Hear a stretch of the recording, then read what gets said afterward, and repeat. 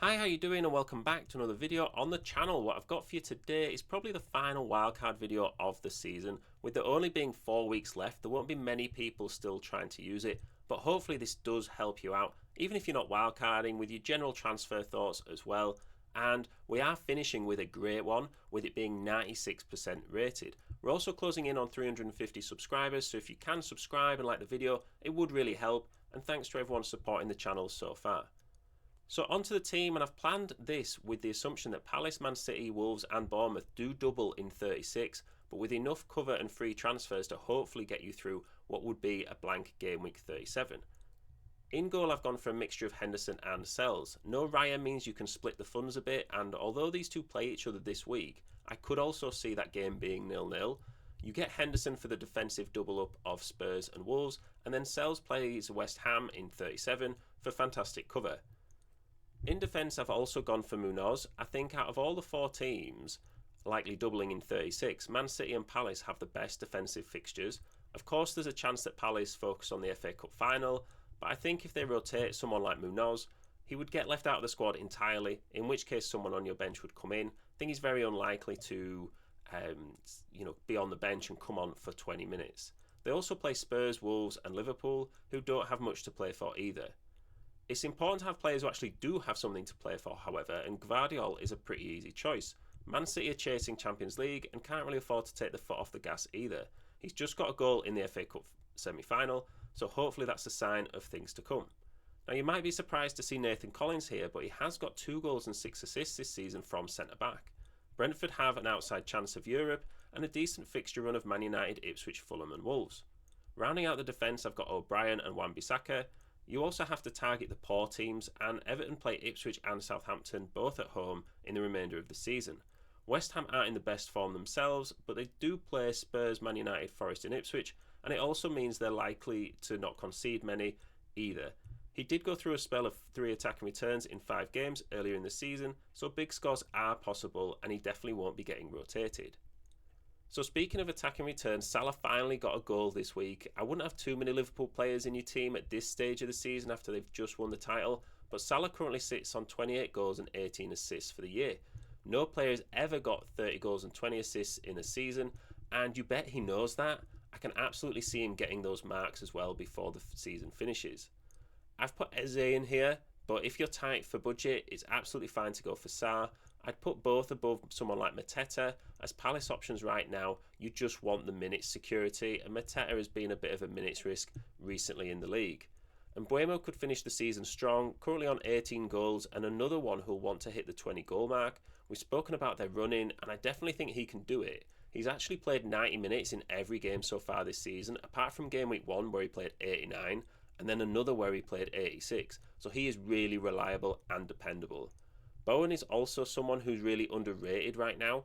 8 returns in his last 11 is, in a poor West Ham team who only won twice in that time. It says a lot. Another one who you don't have to worry about being a rotation risk, which at this stage of the season, you just want your players on the pitch. So I think that minute security is worth, going for them above someone who might get rotated. The same can't be said for Savinho, however, but Man City always have a random player who comes out with a ton of points at this time of the season. Think of someone like Gvardiol last season where he just got a load of goals towards the end of the year.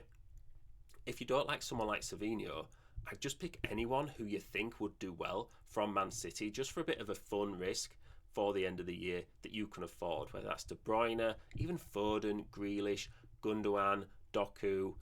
Someone who you maybe think is going a bit under the radar, a bit of a differential, and just get them in your squad. You might get lucky. One of them, he's going to get a few attacking returns between now and the end.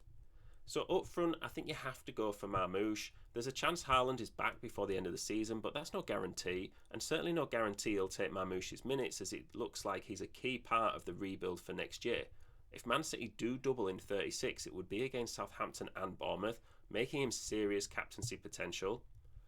I'd like to be sticking with Isak as well, the only Newcastle player in this squad, as their fixtures aren't the most straightforward, but they are playing well, and he'll always play, and he's essentially just the best striker in the league right now, so I can't really find a reason to go against him. I have finally gone for Chris Wood here. Now, Forest are out of the FA Cup, the sole focus will be on the league, and they do have some decent fixtures in Leicester and West Ham. Even though they won't double in 36, they also won't blank in 37, meaning he's a straightforward pick for the rest of the season. So shout out to Fantasy Football Hub. When I put it in their team rater tool, it came out at 96%, which is one of the higher rated of the season, and just goes to show there's quite a lot of strength in depth here. And you've only got 4 more weeks to plan for, so this team will see you out for the rest of the season. It is only valued at 101.5 million as well, which hopefully everyone can afford.